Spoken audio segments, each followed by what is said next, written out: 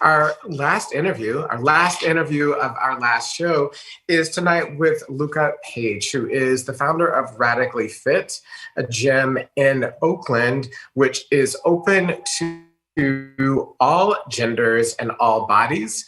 Radically Fit has a range of classes that match either your gender identity as well as interest, and provides an array of accessibility options to make sure that fitness is as widely available as possible. And so I'm thrilled to talk to Luca Page tonight about what it's like for trans people to work out in groups and settings that are conscious of who we are and what our needs are. So Luca, thank you so much for joining.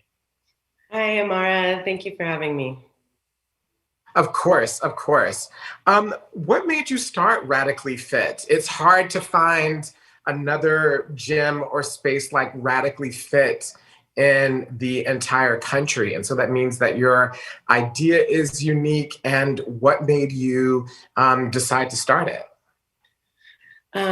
So I think that while the idea is unique, the need is not. There are so many queer and trans, Black people of color, bigger bodied and fat people, and disabled people who are left out of the spaces where we move our bodies. And for me, it was definitely like a community idea. People in Oakland had been looking for a space like this for a long time. And there was just a really obvious need for it here. And as we've pushed through and moved forward, it's clear that there is an obvious need for this everywhere in the world. And when you founded Radically Fit, how did you make sure that TGNC people of all income levels, of all fitness levels, knew that it was a space for them? How did you communicate that? So I think just through a lot of very intentional marketing, communication, and representation. So we, in all that we do online, on Instagram, on our website, even through our marketing, through our merchandise, we make sure that the bodies that we are providing represented, and then additionally making sure that the people on staff are also being representatives of those that we are inviting and making this space for. Yeah, I think I saw a video in which someone said that one of the things that brought them in and that always makes them feel welcome is the fact that in your logo, even there are different body types that they see themselves in, even the logo representation of Radically Fit. So that brings them in. What advice do you have for trans and gender nonconforming people, all backgrounds, who want to begin their fitness journey? Unlike with Patricio, that's individual, but this is group. And maybe not everyone has a space or like Radically Fit that's available to them. But what do you say to a group of friends that wants to start working out together and reinforcing group fitness? I think that really a lot of what it comes down to is community. So making sure that you're building spaces, and whether that's your own gym or going to the gym with folks that you feel safe with, creating that community for yourself to be able to not only feel safe in, but to also show up with other people in and create that communal bond around moving your body and around healing your body. So that can be done in a physical space. That can be done, like now that we're all in our houses, that could be done by picking a time that a group of people can get on the computer and work out together. It can be going for a walk with your friends, but just really centering that around your community. Mm-hmm. One of the things that you've said as well is that we need to make sure that we understand this link between mind, body, and spirit for us and our fitness. Can you talk about that? How so much of the way that Radically Fit is designed is that's not only about exercises or squats or jumping rope, that there's these other things that you think are essential. Yeah, so There's definitely a foundational lay of mental and emotional health, and moving the body, what it does molecularly in terms of creating endorphins and having you sleep better and just moving through life in a way that feels really empowered is so important for your mental and emotional health. There's also the aspect of community building. So being around folks that you feel comfortable with, that you feel like you see yourself in, and that you're kind of building space with is another aspect of bringing that mental and emotional component in to the overall experience of fitness. And for us, that means really ensuring that the most marginalized people within even our queer community are the ones being centered and the ones that we are giving the most access, and ensuring that they are able to come in and take care of their body, but then also their mind and spirit. Mm-hmm.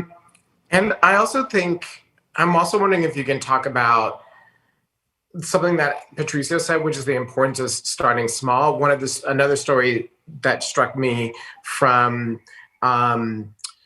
your entire experience as Radically Fit is someone who described that they, when they first walked into your gym, could barely walk from their car to the entrance of the gym.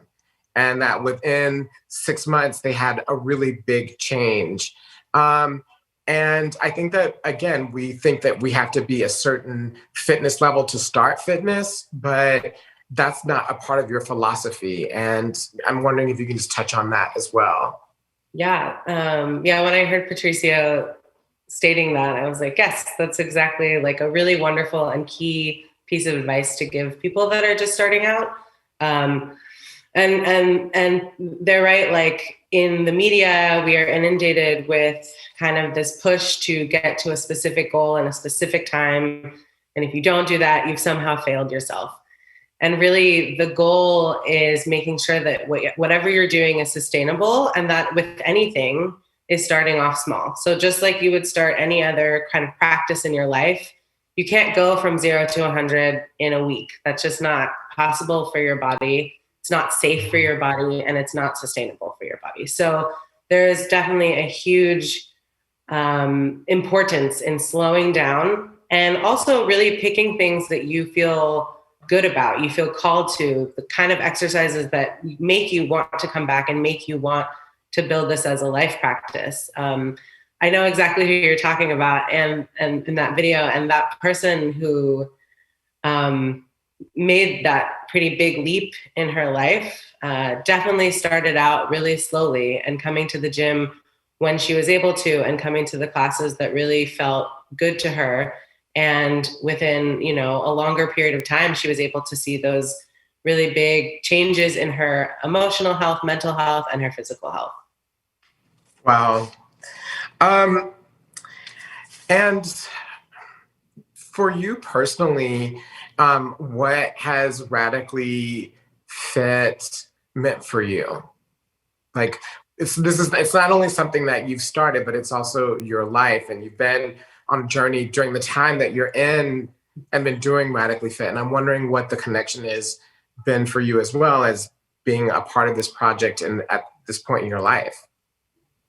Yeah, that's a very deep question, and I could talk a long time about that. But I think that really specifically to me, as somebody who grew up in a bigger body their whole life, and as somebody who kind of watched myself transition into my queerness and into my gender nonconformity and into my transness, also being a person of color who grew up with white parents in a white neighborhood, and really exiting all of these things that I saw as my identities and moving forward in a way that felt so much closer to who I am and who I want to be. This gym and this community has also provided that mirrored back to me. And being able to see other people of color, other masculine-centered, trans and gender nonconforming people, other queer people, just being together and working towards this really beautiful community of healing has been such an astronomically amazing gift to myself. And I'm so grateful that I am able to be a part of this community. Right. Um, well, I also want to tell people that, we're in a virtual world right now. So even though Radically Fit's in Oakland, you can go to their website and see if there's something that interests you in terms of working out or your fitness journey. Lastly, I'm just curious, what do you think is the future of Radically Fit?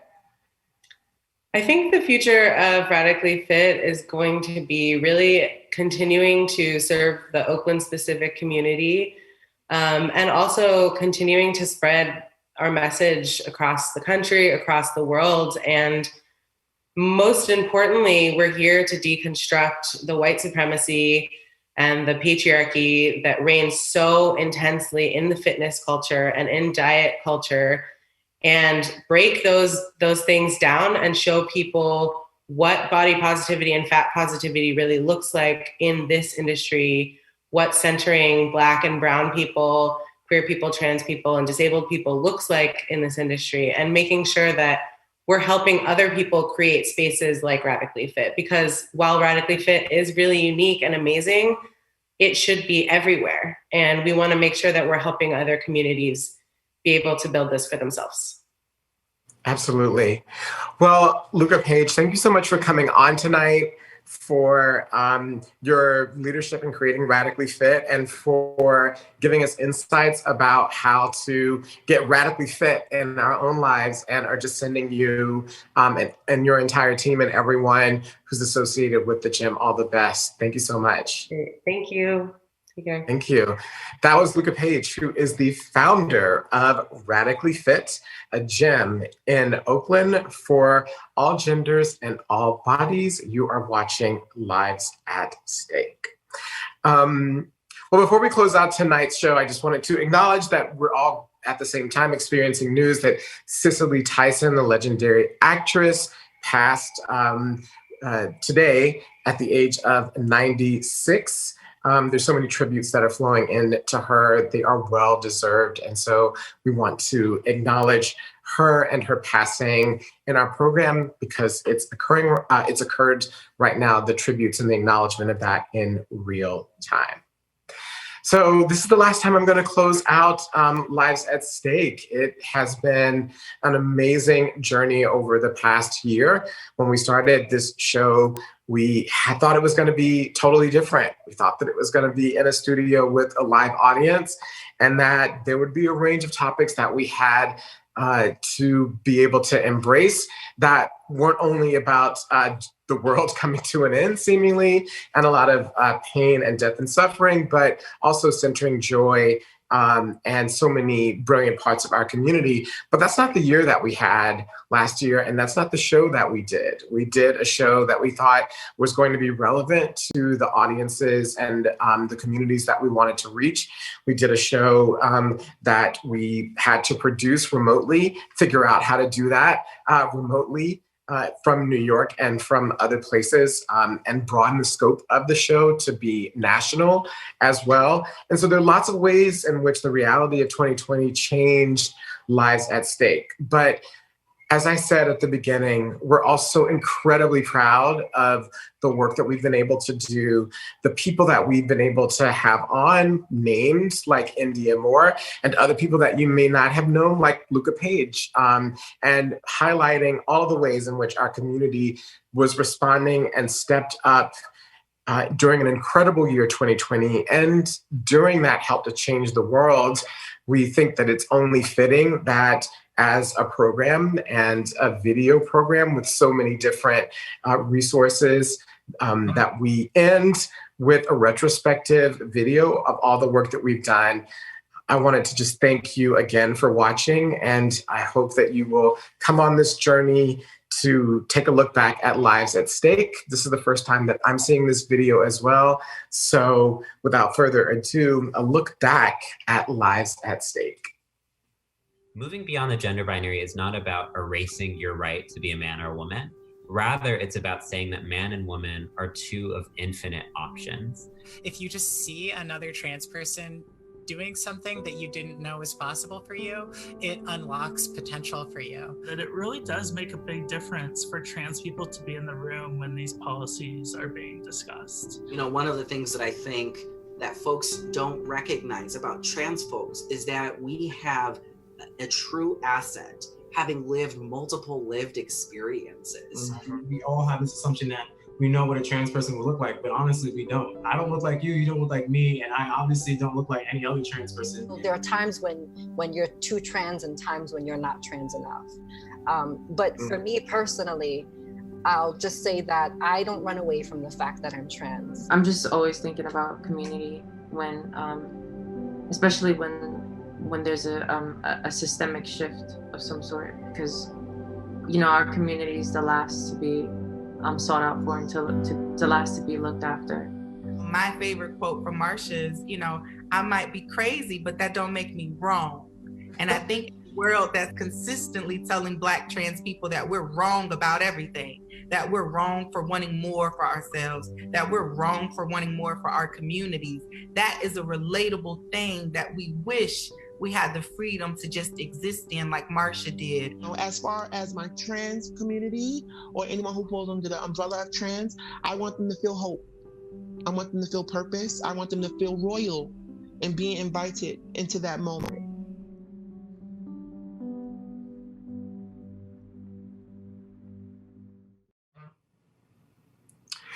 That was Lives at Stake, a look back over the last year.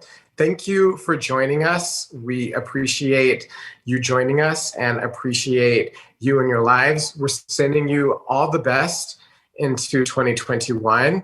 I'm Imara Jones, signing off for WNYC's The Greene Space and TransLash for Lives at Stake.